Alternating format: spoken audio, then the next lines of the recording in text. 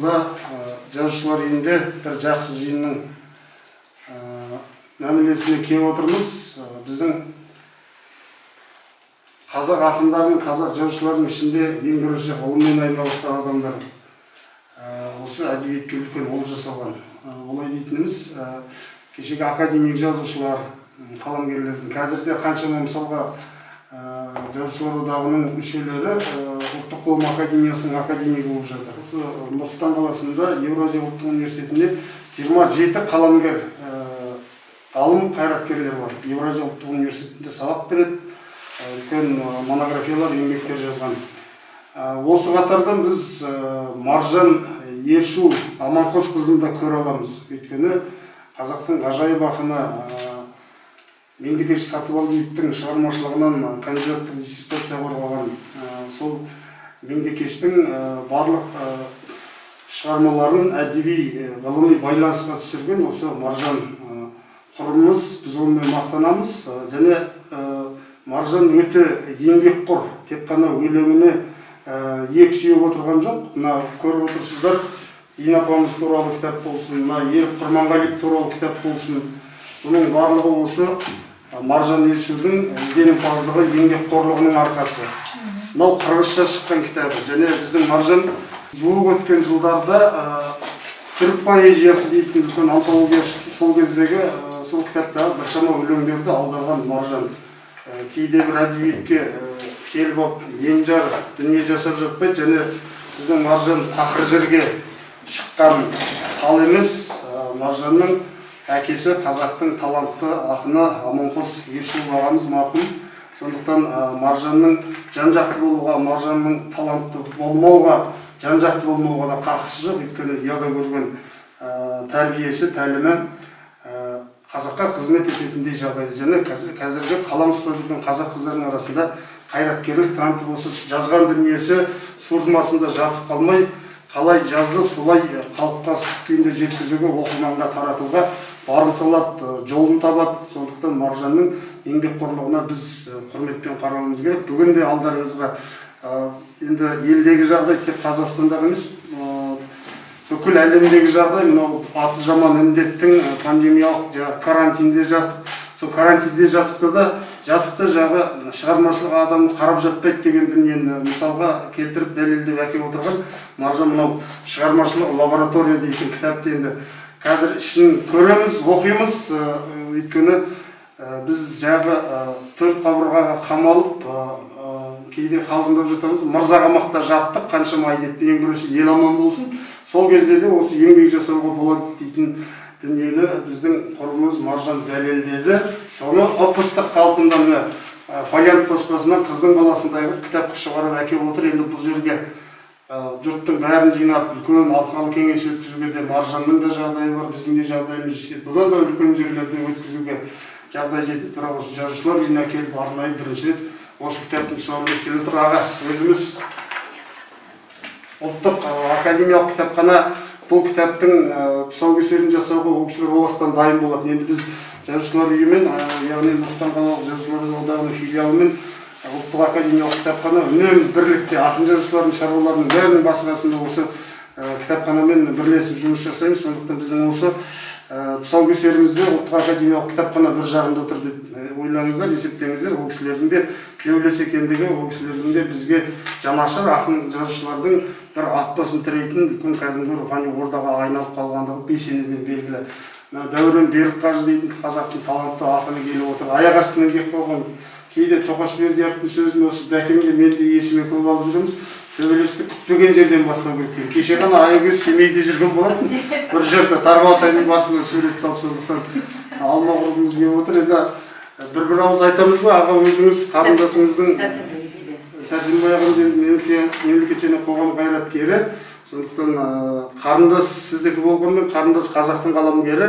Өзіңіз қарындасқа деген құрметіңізді білдіріп келіп отырсыз, аға. Сондықтан бір ауыз лебізіңізді тыңдайық, сосын мен кеше осы Маржанға телефон соғып, амандық тілейін деп хабарласып едім. Бір жолып, мынау шыққан кітабы болса алайын деп. Маржан айтады, мен ертең осы кітабымның тұсаукесері өткелі отыр, соған қатыссам. Содан кездесулерім бар еді, сәл кейінге шегіп, уақытында басталады ғой деп келдім. Енді Маржанды біз білеміз. Мен де сол Атыраудың тумасымын. Маржанның дүниеге келген топырағы қасиетті жерлердің бірі. Жаңа айтып өткен Маржанның әкесі Аманқос ағамызды да біз көзін көрдік, сөзін естідік, бірге дәмдес болдық. Сол елге танымал абзал азамат, арқалы ақындардың бірі сыйлы ортасына. Сол жерде жаңа өзі кандидатты қорғаған Сатыбалды ағамыз өмірден өтіп кеткен. Қабиболла Сыдықов сынды зерттеушілер дүниеге келген. Ақкиіз Тоғай деген жер Әбіш Кекілбаев ағамыздың арғы аталарының хан қабылдаған жері деп естігенбіз. Ақкиіз Тоғай деп. Сол Жем өзенінің жағасында қалың тоғай өскен, сол жерде үлкен кісілерді қабылдап, құрмет көрсеткен. Сол жерде қазаққа белгілі Бекет әулиенің дүниеге келген жері. Ақмешіт деген жер бар сол жерде. Сол Ақмешітте Бекет атаның әкесі, анасы, бір баласы жерленген. Ол кісі Хиуаға оқуға сол Атырау облысындағы жаңағы Ақкиіз Тоғайдың қасында орналасқан жерден Хиуаға оқуға кетіп, оқуын Хиуадан бітіріп келіп, сол жерге мешіт салып, содан кейін Бейнеу, одан кейін қазір өз жерленген Оғландыға мешітін тұрғызған адам. Сондықтан Маржанның дүниеге келген жері рухани жағынан өте құнарлы, бай мекен. Міне сол әкесінің ізін жалғастырып, Маржанды біз ақын ретінде білетін болса, жаңа өзіңіз айтқандай, қазір ғылымға үлес қосып жүр. Елде құрметті, сыйлайды, өзіміздің бір жақсы қарындастарымыздың бірі деп біз есептейміз. Бүгін Маржанның еңбегінің тұсаукесеріне келіп қатысып отырғаныма өзім де қуаныштымын. Оның үстіне Маржан өмірден ерте өтіп кеткен, жоқтаушы жоқ. Ерік Құрманғалиев жөнінде үлкен қызметтер атқаруда. Ерік Құрманғалиев жөнінде көп жұмыс жасады. Маржан Алматыда консерваторияда Құрманғазы атындағы кездесу ұйымдастырды. Оған менің де жолымыз біз бірге қатысқанбыз. Біздің де ақындығымыз жоқ, жазушылығымыз жоқ, бірақ кітап оқитынымыз бар. Сондықтан іздеп қарап жүреміз. Мен анау Атырау облысының Құрманғазы деген ауданнан Ресейдің шекарасы Астрахань облысымен сол жерде Құрманғазы Сарыбаев, Дина Нұрпейісова, Әуі Сәрсенбаев. Өзіңіз бір жақ рәкетке шешілдіңіз. Ар жағыңызда алма бар, екі қаламгер, екі ақын қарындасыңызбен бауырыңыздың ортасында. Маржан, сен де жақында, мен қарап тұрайын. Сұлтанмайды екен. Ал, қайшы біле таласып қалмаңыздар. Мен былай, сіз білесіңіз, алыстан келіп тұрсыз ғой. Алматыдан арнайы келіп. Оның үстіне бір саланың адамсыз. Ал, бісміллә. Ал, Маржан. Кесіңіз. Мен ұстап қызмет көрсетейін. Ортасынан кешіңіз. Жүгіріп кететін өзіне. От, мына. Ал. Соңғы кешкен кітапты жүгіріп кеткен бірі жоқ деп қойғанда мен сұрайсыз. Кейде кітапты көріне кірсек, осы нағыз профессионал ақын жазушылардан гөрі шоу-бизнестің айналасындағы адамдардың кітабы басым болып кетті. Соны көріп қалың ашады, әдебиет кім көрінгеннің жетегінде кеткен сияқты көрініс қалыптасады, құбылыс. Ол бір. Екіншіден мына ақын жазушылардың өзінде бір белсенділеу тірлік жүргізіп жатқан сияқты. Мен осы тұрғыдан келгенде мына Маржанның соңғы жылдардағы еңбегінің ересен екеніне тоқталғым келеді. Қай сала болсын, әсіресе аударма саласындағы түріктің жазушыларды аударуды қазаққа жеткізуде. Одан кейін мына жоғалғанымызды тауып, үзілгенімізді жалғап жатқан феномен Ерік Құрманғалиев жайлы айтылмай кеткен үлкен әңгімелер, кітап басу деген үлкен қаламгерге тән қасиет деп есептеймін. Әйтпесе өзінде бармен көз көріп жүрген ақын жазушылар көп. Сол Маржанның кеше өткен ұмытылып барған адамдарды қайта еске салып, жадымызда жаңғыртып жатқаны өте қуанышты нәрсе. Шығып жатыр дегенді естіміз. Сонымен кеше жол жөнекей келе жатып мына Facebook деген жарықтық жақсы болды ғой. Дәулеткерейдің сондай бір құлақ қағысын ести қалып осыны үлгерсен деп келген, және екіден шабылдарды. Мен сені жібешіп кетемін деп.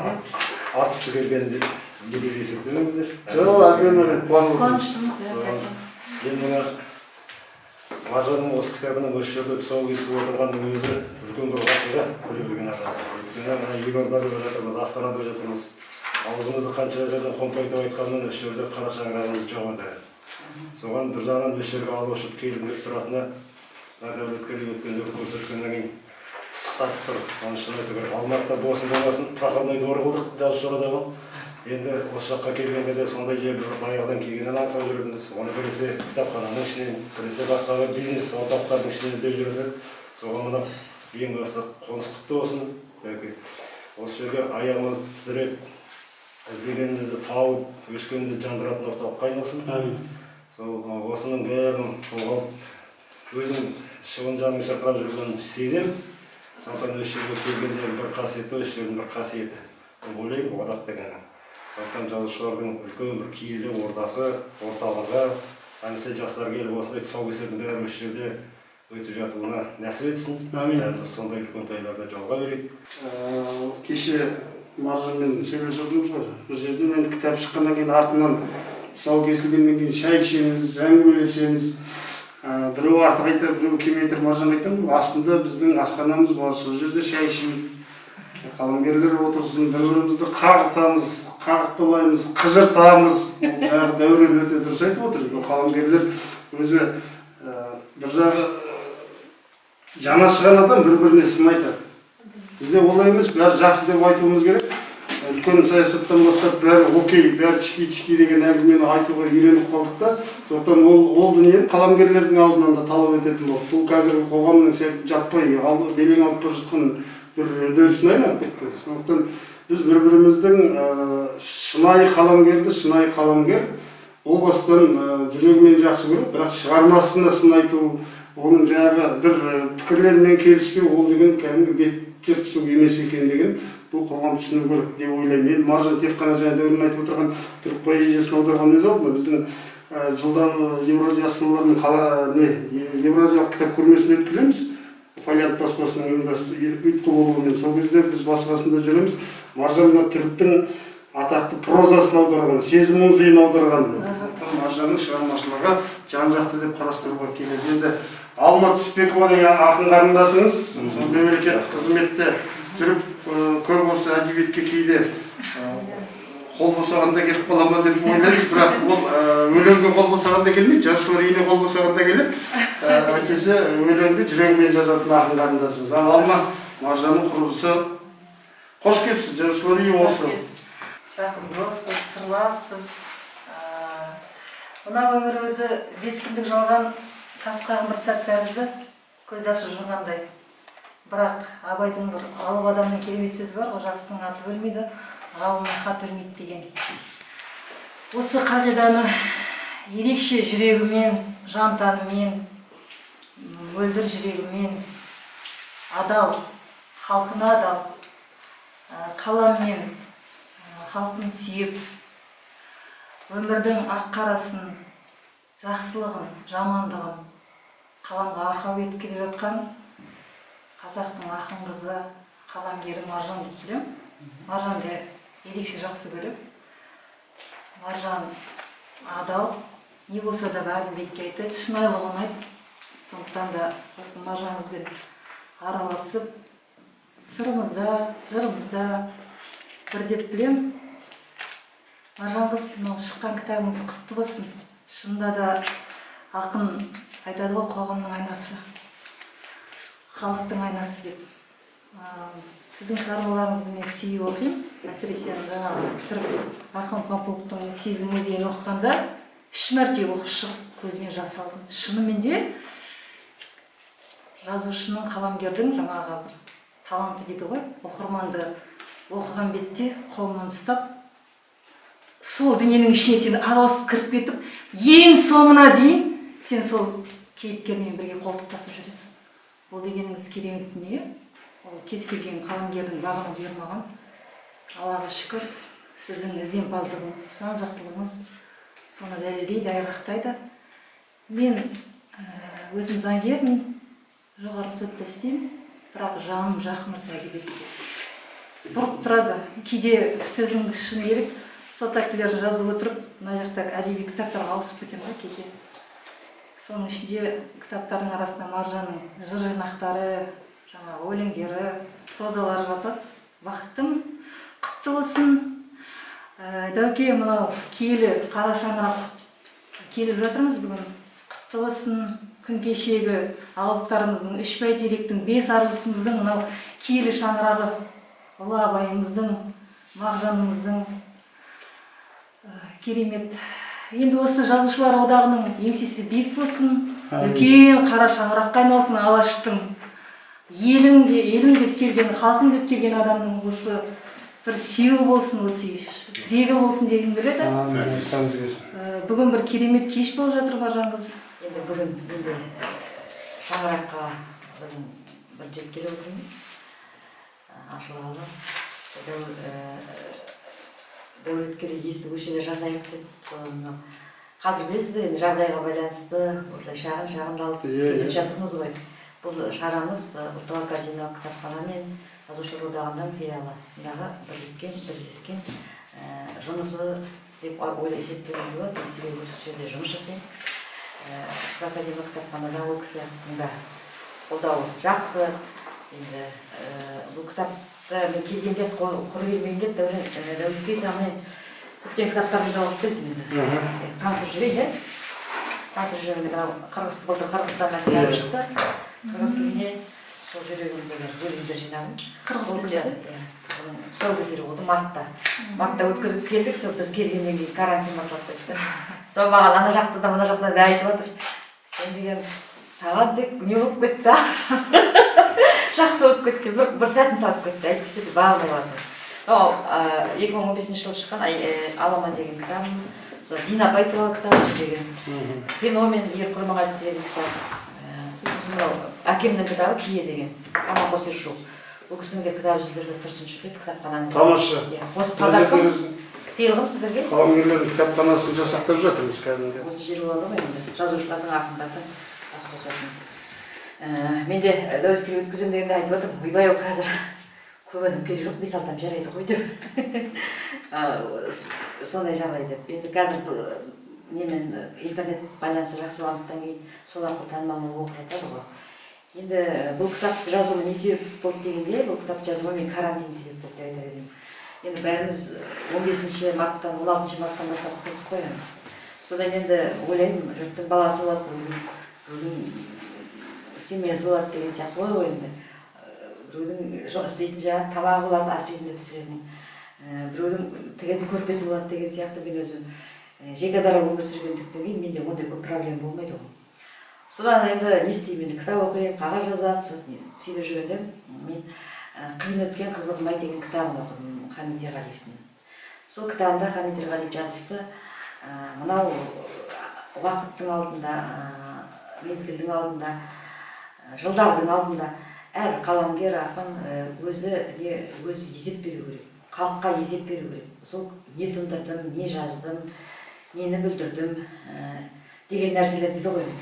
Соны айтады, бұл әсіресе сондай ой дейді. Қаламгер 70 жастан асқан кезде ғана келетін сияқты дейді. Мен 70 жастан астым, енді осындай кітап жазған өзі, лабораториясы туралы. Енді мен лабораториям деп анықтап айтпаған шығармашылық деп.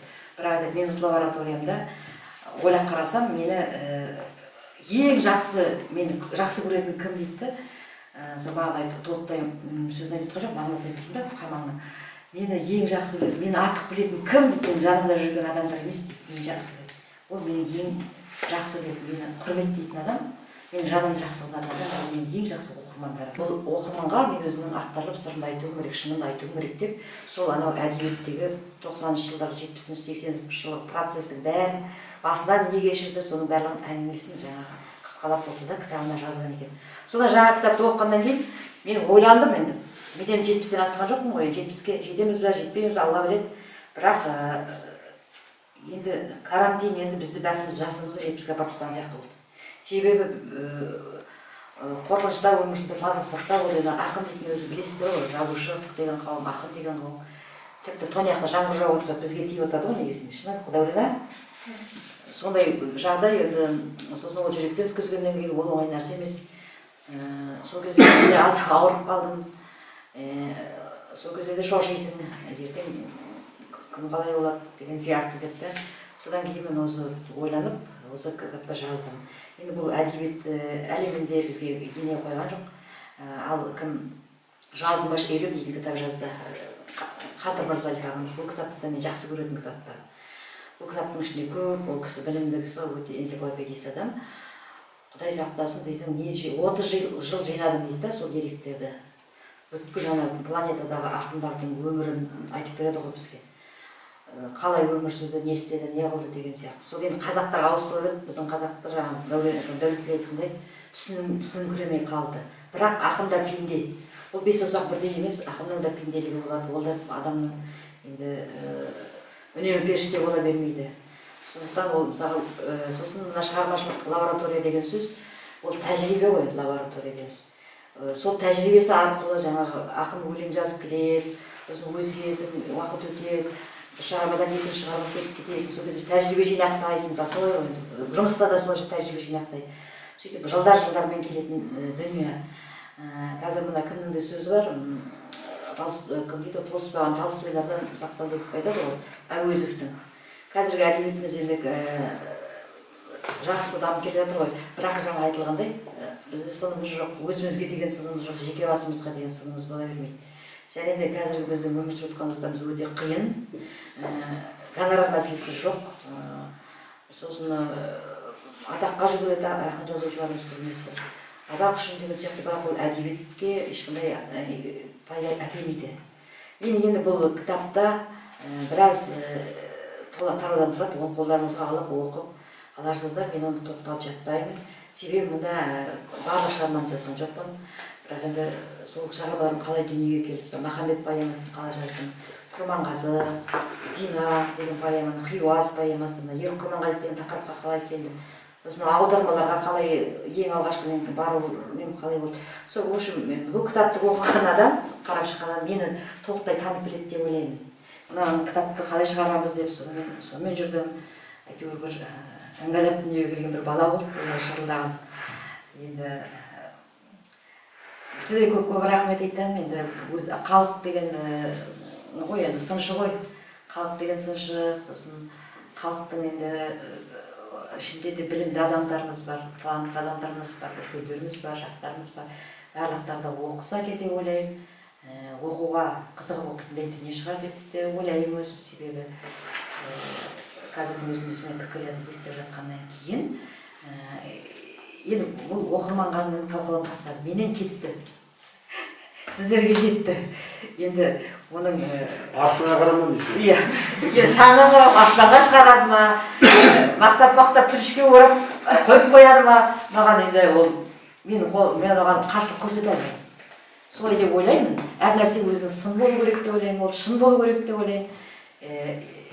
Енді осы кітаптың ішіне мен шындықты жаздым, өз басыма өткен шындықты жаздым. Бұған шейін мен есік жағалап біреуге барып мұңымды сырын айтып көрген адам емеспін. Бізде көп қиындықты көп көреді ғой ақындар қазір. Мен замандастарымда қаншалықты қиындық болса, Әмірхан Балқыбек деген жігіт болды, керемет жігіт, білімді жігіт, ақылды жігіт, талантты жігіт, өзін-өзі қиып кетті. Сонда мен ойладым, мына қыздың 40 жаны бар дейді ғой. Қыз болып туғанға кейде қуанып кетесің. Бірақ сол Әмірхандар мысалға еленбегеннен, өзінің жаңағы лайықты сыйын ала алмағандықтан, мысалы Әмірхан емес екінің бірі. Мысалы Дәуренді мықты жігіт мен бағалаймын, мойындаймын.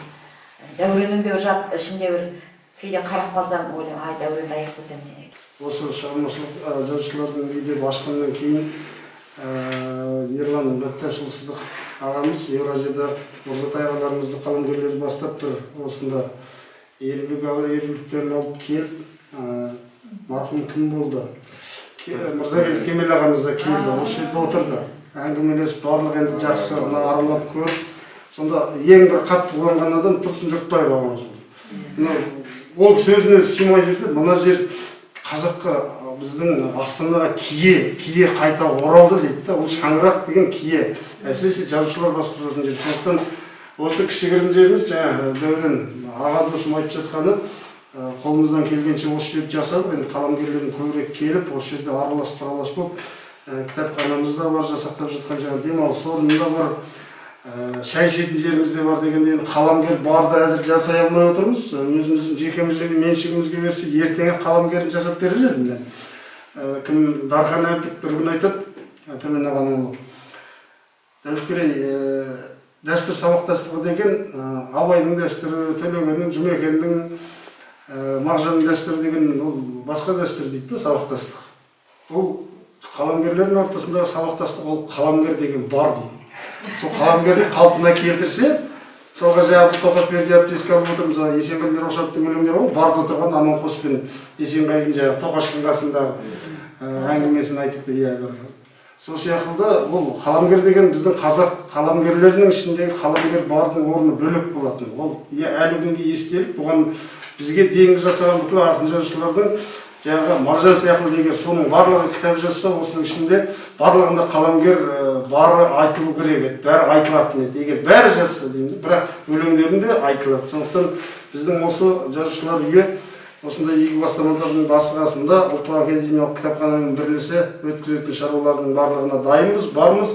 Күнгі ағамыздың осы сәбиттің шығармашылығын талқылаған, соны мен өзім демеуші тауып шығарып, солтүстік Қазақстанға апарып, қазіргі әсіре алаштанушы жастар біздің үлкендерге тасата бастады. Және оның барлық шығармашылық тағдырын да білмейді, барлық шығармашылығымен таныспаған, әйтеуір қазақ құлаққа сенетін халық, ашық ақпараттық кеңістік барлығына төндіре беретін болды. Мағжанды атқызған Сәбит деген әңгімелерді айтты. Бұған дейін біздің әдебиеттің үлкен феномендері, зерттеушілеріміз Рымғали Нұрғалиев айтпаған сөзді, Тұрсынбек Кәкішев айтпаған сөзді, Зейнолла Қабдолов айтпаған сөзді осы қазіргі жас балалар айта бастағаннан кейін осы кітапты арнайы шығарып, тұсаукесерін жасап келдік. Енді күзде Сәбиттің үлкен тойы болу керек болатын. Мына Дәке өзіңе мына ала бер. Сондай нәрсе. Енді Сәрсенбайға уақытыңыз бөліп келгеніңізге рахмет. Қыршып отырсыз. Енді осы Маржан қарындасыңыздың шығармашылығын, жалпы қазақтың шығармашылығын құрметтейтін адам ретінде Маржан жақсы айтып жатыр ғой, Абай мен Жұмекенді құшақтап ұйықтайтын адам деген бір жақсы істейтініңіз бар екен.